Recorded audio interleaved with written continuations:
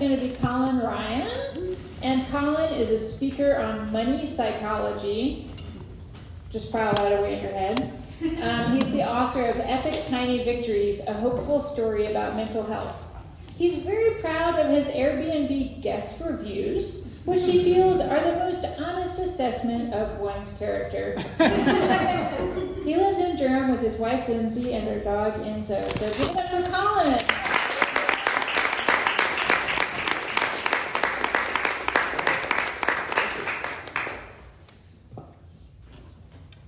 All right, so growing up, my entire world was church. And I know what you're thinking. It was fun. We knew how to party. We had 2 services on Sunday, of course, but we also had weekly potluck. We had Wednesday night, I would go to Christian Boy Scouts. And on Friday night, I was at rehearsals with my church's clown troupe, Clowns for Christ.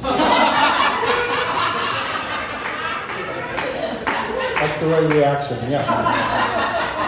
That's still hard to say out loud.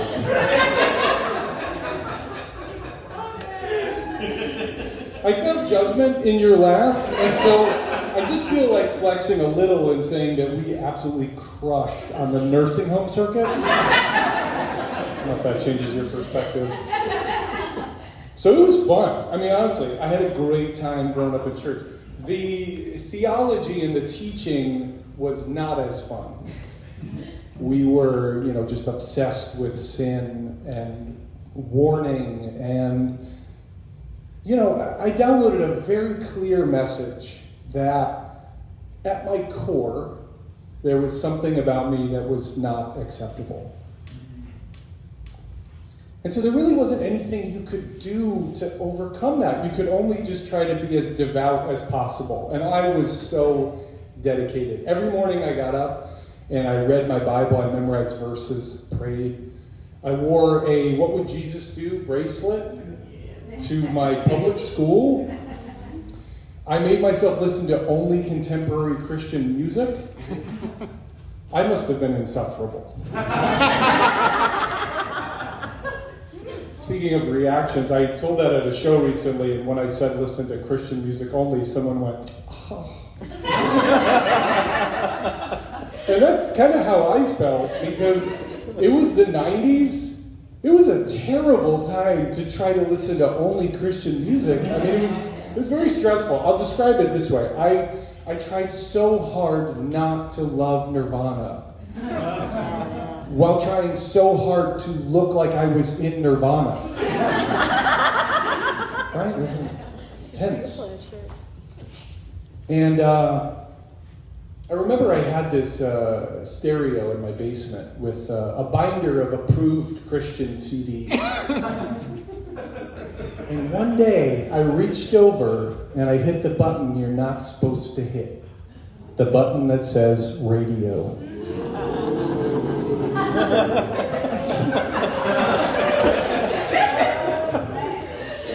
And just like that, Soundgarden's Black Hole Sun washed over me, and backsliding never felt so good.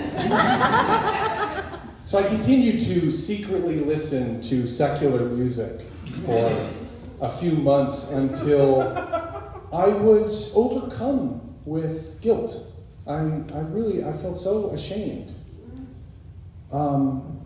I can recall one day looking at my stereo and I was crying, and I reached over and I switched it back to my Christian CDs. And through tear-filled eyes, I also made sure I hit the button for bass boost.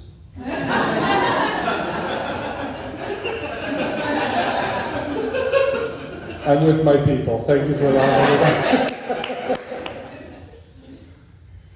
And I didn't take this as an indication of just what I enjoyed more. I took it as a sign that there was something wrong with me. I just wasn't much of a saint. And I wanted to be. And so I applied and I was accepted to a very conservative Christian college. Like conservative to the point that it made the church I grew up in seem like some sort of riverboat casino. nothing off limits by comparison to this place, because this college actually owned the liquor license for the entire town. So it was a dry town. And on the first day of school, we had to sign a pledge saying we wouldn't smoke, drink, swear, have sex, or dance, which is the worst of the sins. I did think that one was a little odd. Like, it was odd to me that I was going to the school from the movie Footloose, and that my administration had watched that movie and walked away very clear that the villain was Kevin Bacon.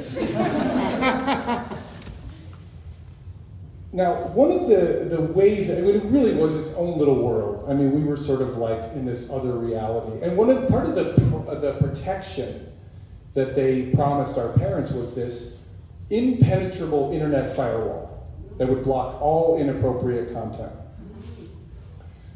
Unless you had the free file sharing app Napster, and then it was like there wasn't a firewall at all. You could get whatever you wanted. And so I started staying up all night, catching up on all the music that I had missed out on in high school, and it was awesome. I would go up to my friends and be like, have you guys heard of Smashing Pumpkins? Like 12 years after they were already famous. And then one night, it was about 3 a.m., and I saw this file in Napster. It was a video file, and it had a woman's name, and then it said, on a boat, XXX. And I sensed danger. Whatever this was worse than secular music. This might even be worse than dancing. I sensed danger, and I clicked download. And when I opened the video file, it was hardcore porn. I mean, it was grainy. The two people seemed like they were mad at each other.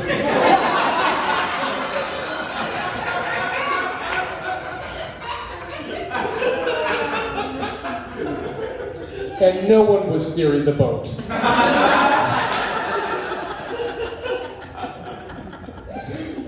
And it was the best thing I have ever seen. I was transfixed by this until the shame descended on me, and I felt like a monster. And I deleted the file, and I closed my laptop, and I went directly to the prayer chapel in the middle of campus that was open 24/7.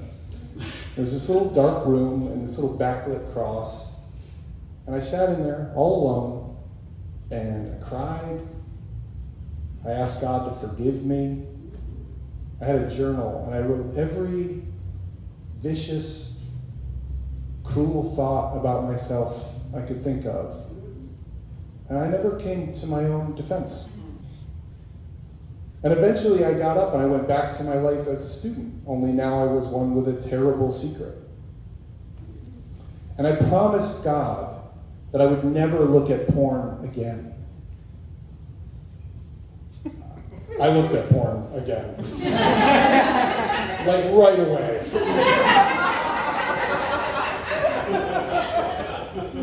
And Boat Lady had collaborated in some other very unconventional locations.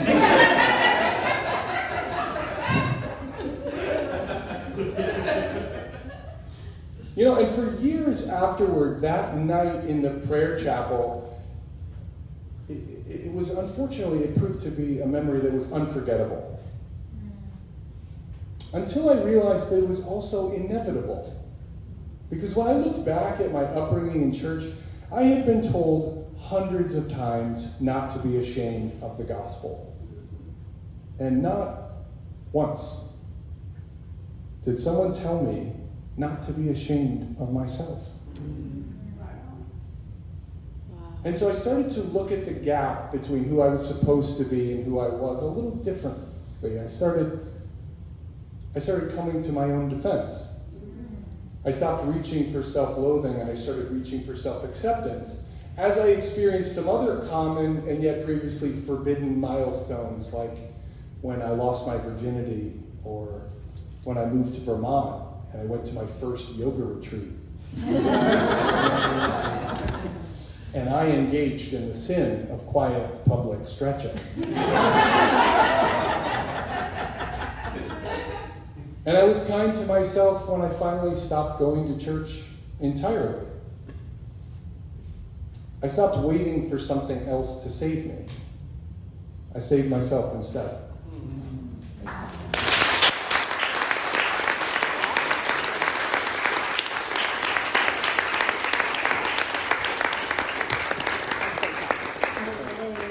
And thank you, Colin, so much for that. It's a really powerful story about confronting shame and then showing up for yourself. So thank you.